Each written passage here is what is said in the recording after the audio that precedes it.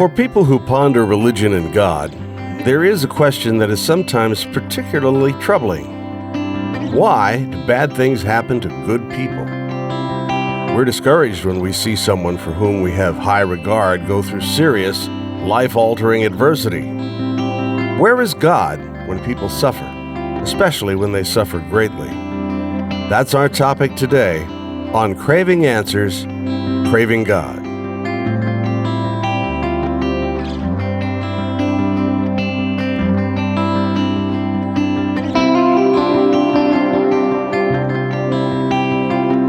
I'm Chuck Rathert with Aaron Miller.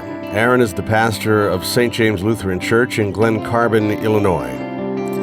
So Aaron, let's get our terms and definitions straight. Paul says in Romans 3 that, quote, none is righteous. No, not one. But then there is this in Luke 23. Now there was a man named Joseph from the Jewish town of Arimathea. He was a member of the council and a good and righteous man. So do we have a biblical contradiction? So we talked about this recently, and it's good to come back to this point because I do think it helps us understand how we humans relate to each other and to God. So, you know, the text you quoted, one says there's nobody who's good, and then another one describes a guy as a good guy. That when we talk about good people, it's almost entirely relative to a certain context. And what I mean is this, is so there's not really a hard and fast definition of good. You just need to know the context that somebody's talking in. I'll give you a couple examples. If I say that Culver's has a really good burger, what I personally mean is I like their burger. Compared to other fast food restaurants, I think it's the best fast food burger that I've had.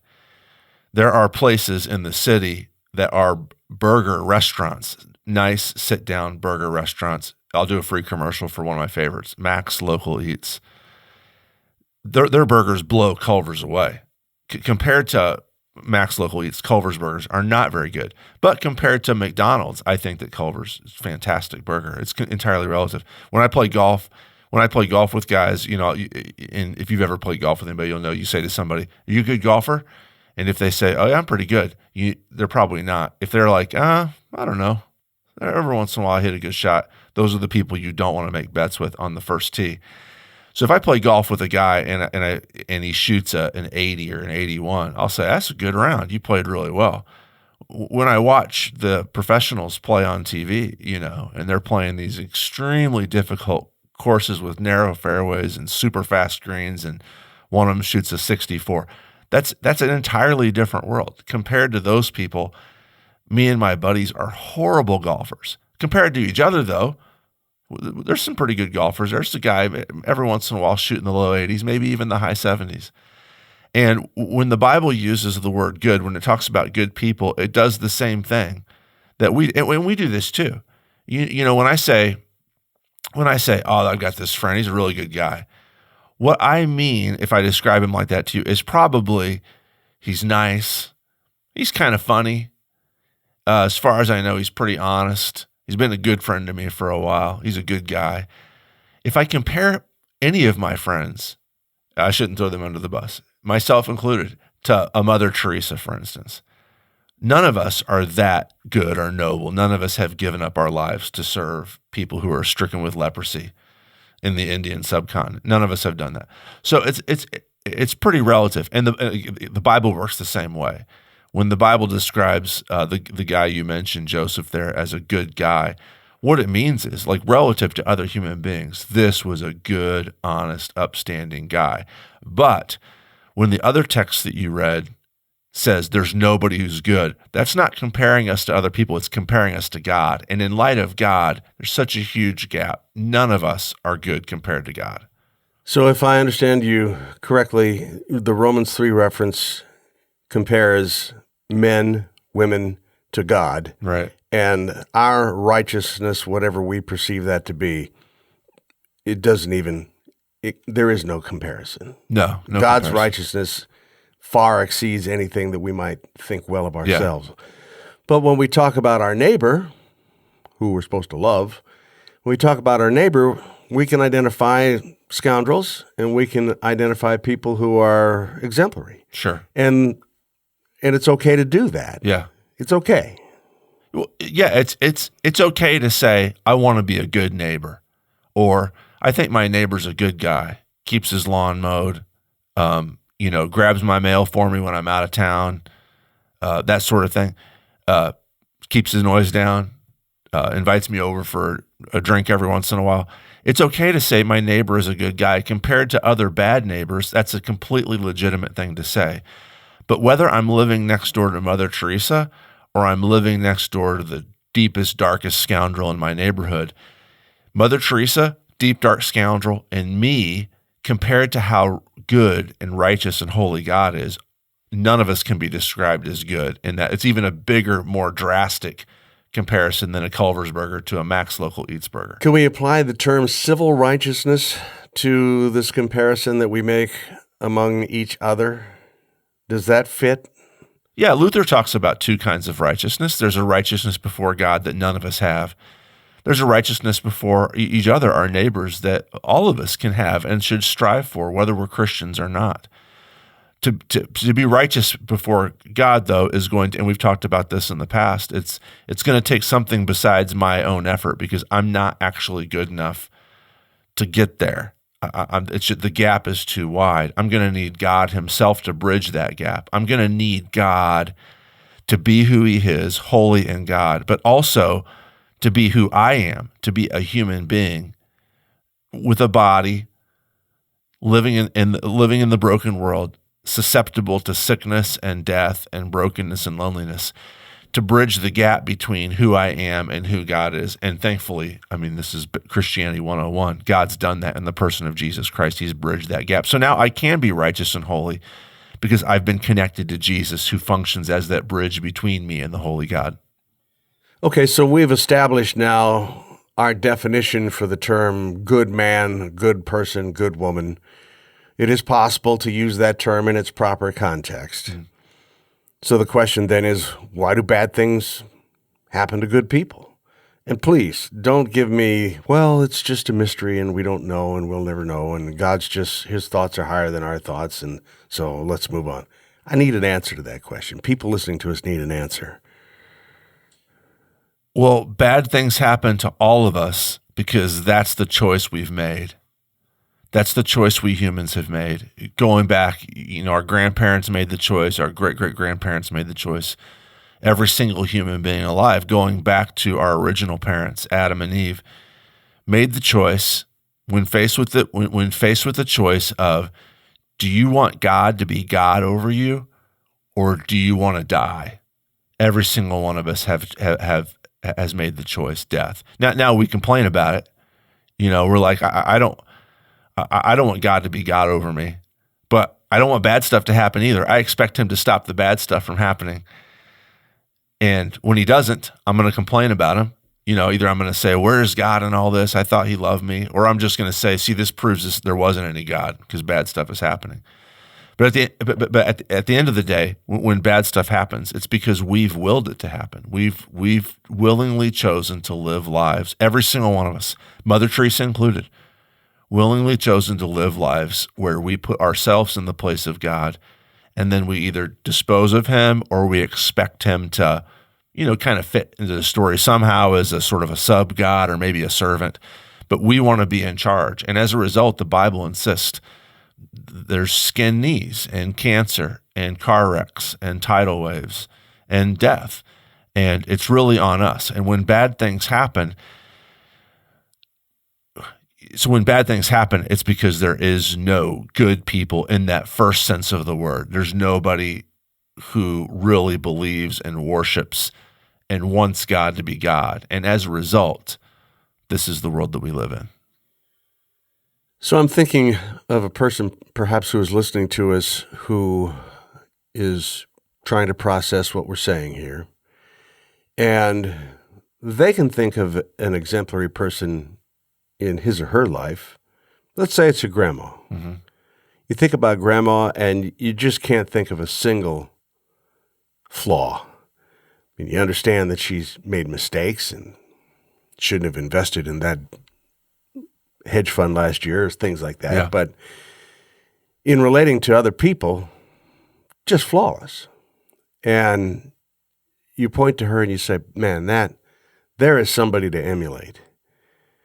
And then she gets a very drastic cancer, and she suffers horribly, and eventually she passes away. And I'm thinking, Pastor, you could talk all day, but I just can't accept that. I just don't understand how something like that could happen to a fine person like my grandma. Yeah. How do you respond? Well, so now it's hard because now we've turned a philosophical conversation into a real one. If I'm having that conversation with somebody, I almost certainly, as a pastor, wouldn't say, well, she wasn't really good, and so that's why this is happening, because she was good on that second level. She was civil good. righteousness. Yeah, she was a good person. I would say so. A couple things here that may or may not help. I got 2 or 3 things to say. I'll try and say them fast. I don't want to suck up all the air in this room, but one is that I think that if you talked to your grandma, that she would tell you that there are things that you don't know about her. I'm not even mean like deep, dark secrets, but secret grudges that she's been wise enough to not articulate verbally over the years, secret fears, irrational fears, things that she did in the past, maybe as long as 70 years ago, maybe as long as 2 weeks ago, that she did thoughtlessly that hurt people, maybe small hurts, but thoughtlessly. I think that, we idolize other human beings, but when you get closer and closer to other human beings, if you allow them to speak the truth of their own lives out loud, I think we all find that we all are, again, on the second level, there are definitely good people and there are definitely bad people, but all of us have brokennesses and sin that we bring into the world. That's the first thing I would say is resist the temptation to sanctify the memory of your grandmother just because she was a better person than the average grandmother. That's the first thing that I would say. The second thing I say is also a hard thing. I would say, okay, so let's just imagine that your grandmother really was much more kind and much more loving and selfless than other people. I'm fully prepared to believe that there are people who are much more kind and much more selfless. It's actually not just your grandma. So if why did bad things happen to my grandma? Don't you dare tell me it's her own fault that she's a sinner and this happened to her. Okay, I'll back off of that. But the fact is that I'm a sinner. I know what I've done to my own life and the way I've damaged my relationships. And to be honest with you, your grandmother's death is on me. I've contributed to this. I've created a world where there's sin and there's brokenness, and all of us have. There's this fantastic poem, darn if I don't remember who wrote it. It's John Donne, perhaps, John Milton. Everybody's going to recognize this poem, and it just blanked out completely on who the author was. And it's got the famous line in there: "Ask not for whom the bell tolls; it tolls for thee." And the point of that poem, it's a very short poem. You should check it out and read it. Is in the medieval and post-medieval world, you live in a town and you're working in your house or you're working out in the field if you're a farm worker, and in the distance you can hear the church bell tolling in the middle of the day, and somebody's died. That's why they're ringing the church bell. And the poet says, no man's an island, nobody lives unto themselves. When you hear that bell tolling in the village, which has announced the death of somebody that you almost certainly know, don't ask who that bell is tolling for, because it's tolling for you. And what he means is that every death is a part of me.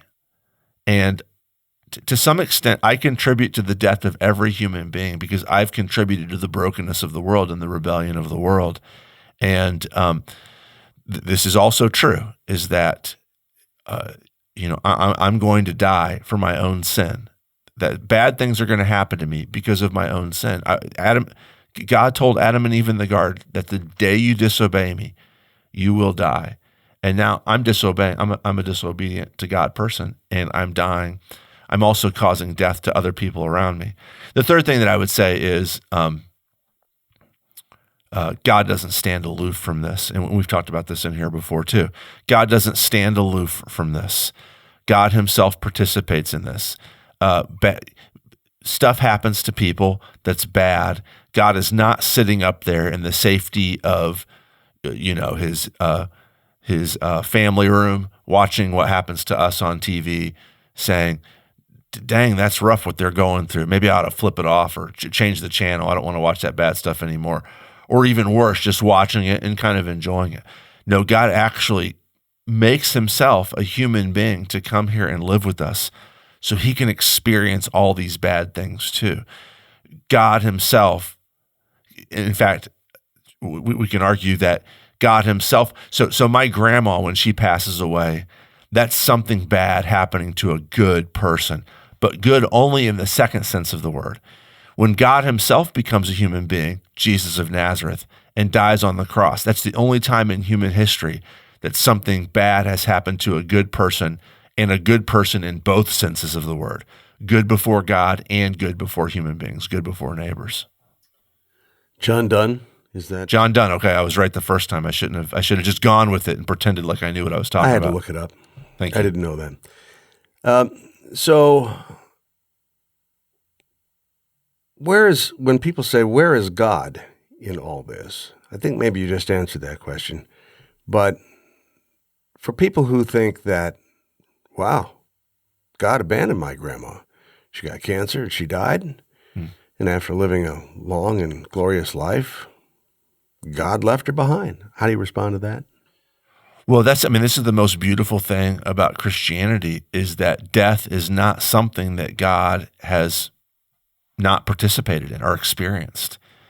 Loneliness is not something that God hasn't experienced. Physical pain, emotional pain, mental pain, psychological pain, relational pain. These are not things that God himself has not experienced. In fact, Christians insist, the Bible insists, that the apex of God's godness, if you will, is the moment when he's hanging lifeless from a cross. That's when he is experiencing the utmost of his glory. And that experience on the cross, where God manages to join together his life, his holiness, his righteousness with human death and sinfulness and brokenness. That's the turning point of human history. It's the turning point of it's the place where all the evil in the world and all the holiness of God meet. So what I'm saying is this, is that when you're suffering, when your grandmother is suffering, she is never closer to God than she is in that moment. God is. Some people think that's hard they feel like you're twisting their arm right now. It's like, that's hard to accept.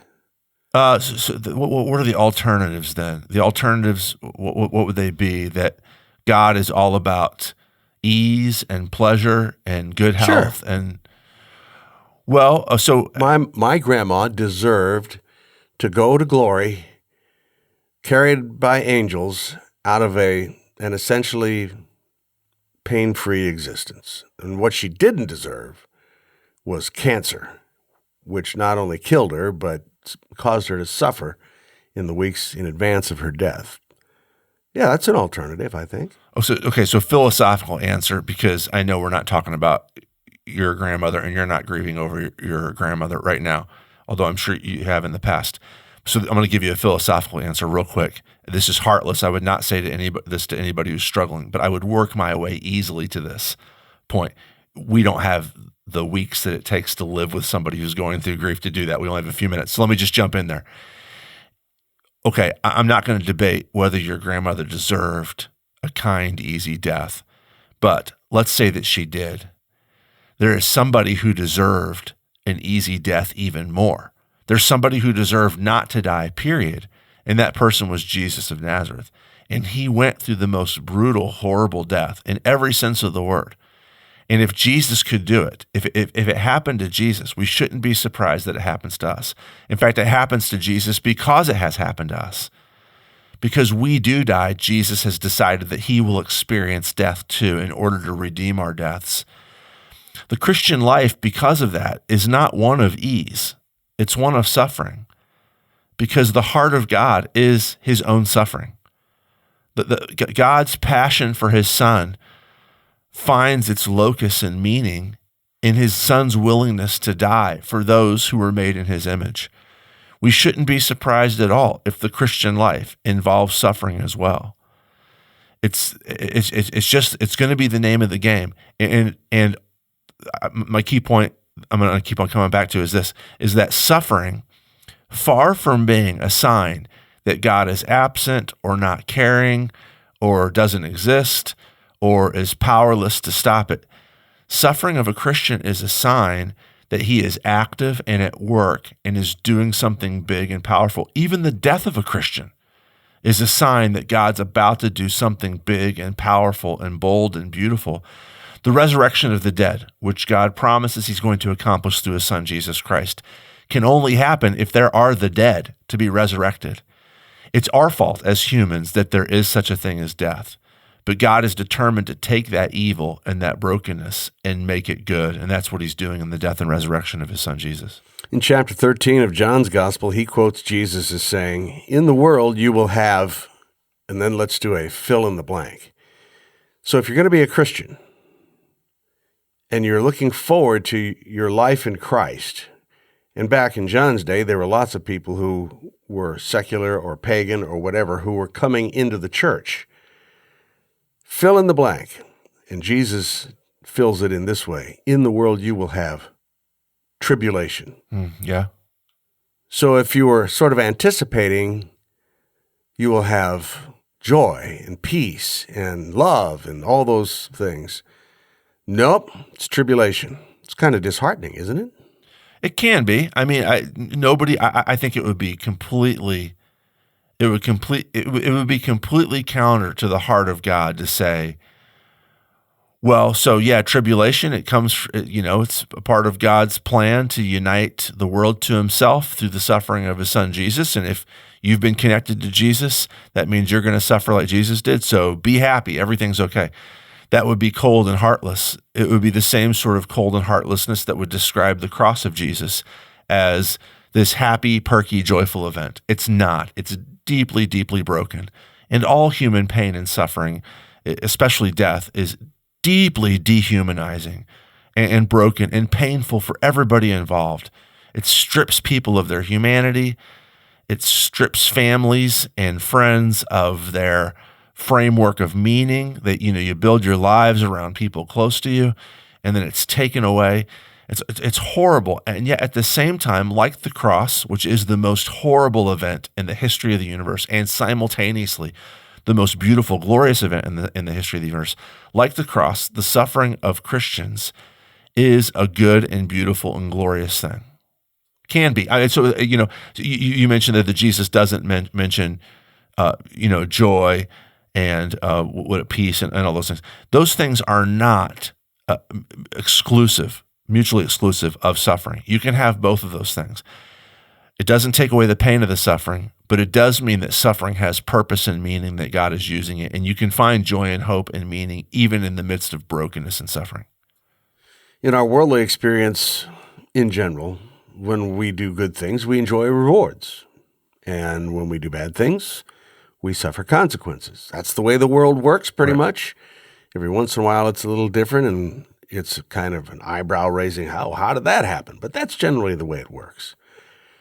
And whether we want to admit it or not, I think most of us sort of apply that same mechanism to being a Christian. Right. The TV preachers take advantage of this. They are pretty much trying to sell us on the idea that be good, do Christian things, be exemplary, and God will reward you. This for that. What's your take on a lot of the media preaching that we hear, whether it's on television or radio or podcasts that suggests that the kingdom works pretty much the way the world works. Do good, receive rewards. Do bad, receive consequences. Well, it's more karma than it is grace.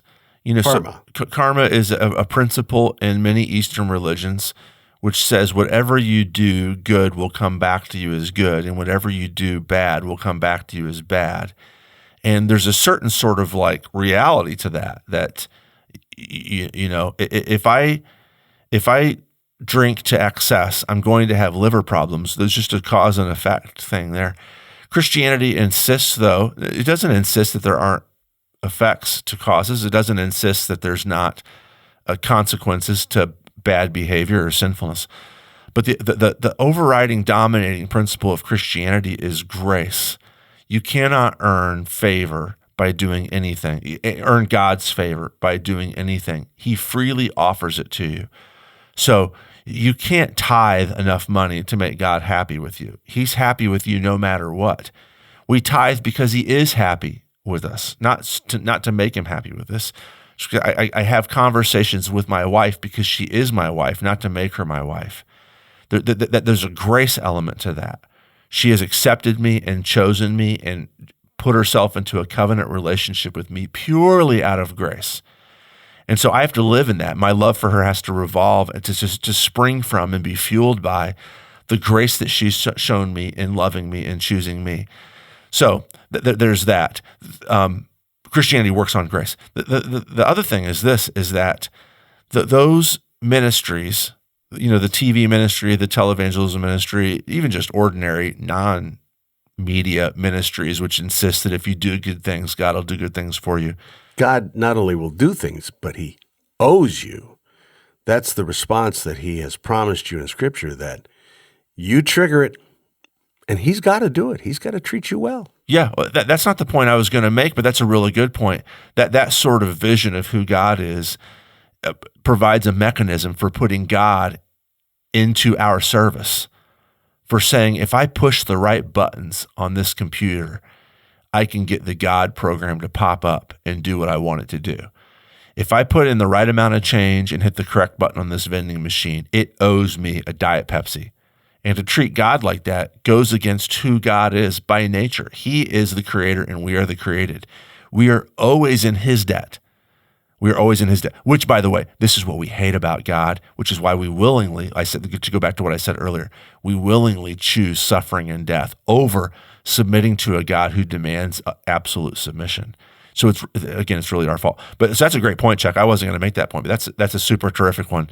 What I was going to say is that vision of what life looks like as a Christian flies right in the face, again, of the cross. For Jesus to be the perfect person, to never do anything wrong, to be absolutely holy, and what did it get him? It got him executed by the Roman government. It got him executed for our sins. For us to say, well, okay, yeah, so for Jesus, okay, that's one thing. But me, I can actually make God give me good things by being good. It's not the way the heart of the cross is. It's not the way the cross is.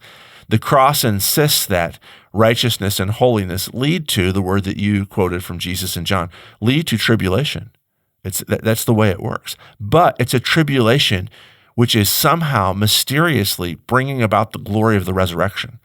Our sufferings, Paul says in 2 Corinthians, he's talking about himself here, but I think it works for us as well, as for those of you who are Christians, that he says, in my body I carry about all day long the sufferings of Jesus, so that I may also be a manifestation, expression of the resurrection power of Jesus. Again, the resurrection of the dead, the resurrection of power of Jesus doesn't work if there's not death through which it can work. And somehow we humans have rebelled against God and chosen death, and he's decided, I'm bigger than this. I can actually use the death which you guys have brought into the world to rescue the whole world.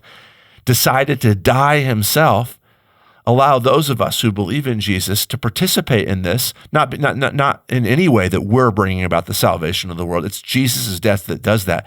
But when I carry about in my body suffering, maybe it's the suffering of not being rewarded at work for a good job done. Maybe it's the suffering of getting a terminal illness and dying a painful, slow death.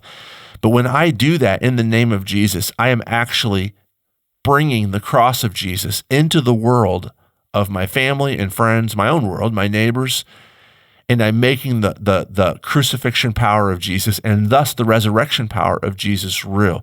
Don't short circuit that, Christians, by insisting that if I believe in Jesus, my life is going to be good and happy.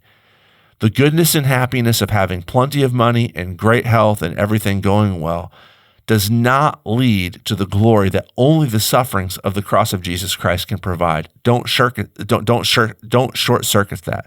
Don't waste your sufferings. Let them lead you and others around you to Jesus. So I know that you teach a religions course, world religion, something like that, at the local community college. And that means that you're encountering people who are in their 20s, mostly, I guess, early 20s, who are not Christians, who have kind of an open view on religion. And I know that you don't proselytize there. You teach what you teach. But you do get to have conversations with people who sometimes ask questions. Right. So my point is, if you find yourself, whether it's at the community college or, over coffee somewhere here in Glen Carbon, and the opportunity comes to, how do I say it, make a pitch for what you believe, for Christianity. Now, if you're the car salesman, you're going to talk about how great the car is. You're not going to say, well, this car doesn't get very good gas mileage, and you're going to have to replace the brakes at 40,000 miles. If you're an insurance salesman, you don't say, we really charge way too much for this, and the benefits are minimal. You're not going to say things like that. But you're stuck with this. In Matthew 11, Jesus, talking about John the Baptist, says, "Truly I say to you, among those born of women, there has arisen no one greater than John. You want to see a good man? Jesus has given you one, John the Baptist." Then, of course, we know as we read on in the gospel account that as John goes his way and Jesus goes his way, John winds up in prison, in Herod's prison for, who knows, maybe a year, maybe two. Right. Suffering in prison, and then Herod gets himself entrapped and winds up having to cut off his head to appease his evil wife. Evil Herod, evil wife. This is what happens to the greatest man ever to be born of women? How do you explain that to your friend that you're talking to over coffee? Well, I would say, it happens to all of us. Every single one of us is going to end up dying some sort of death. Some more painful, honestly, than John the Baptist. If you're given the choice of, I don't know, this is a stupid game to play, I apologize, but if you're given the choice of, let's say, dying of brain cancer slowly over the course of 3 years, slowly losing your ability to walk, to feed yourself, to control your bodily functions, and then dying a very, very dehumanizing death, or to be beheaded, which one would you choose? It's a stupid game to play. I apologize. My point is this, is that all of us die in the end. Nobody escapes this. To be like, well, I want a religion that's going to make me happy. Well, what do you mean? To not die?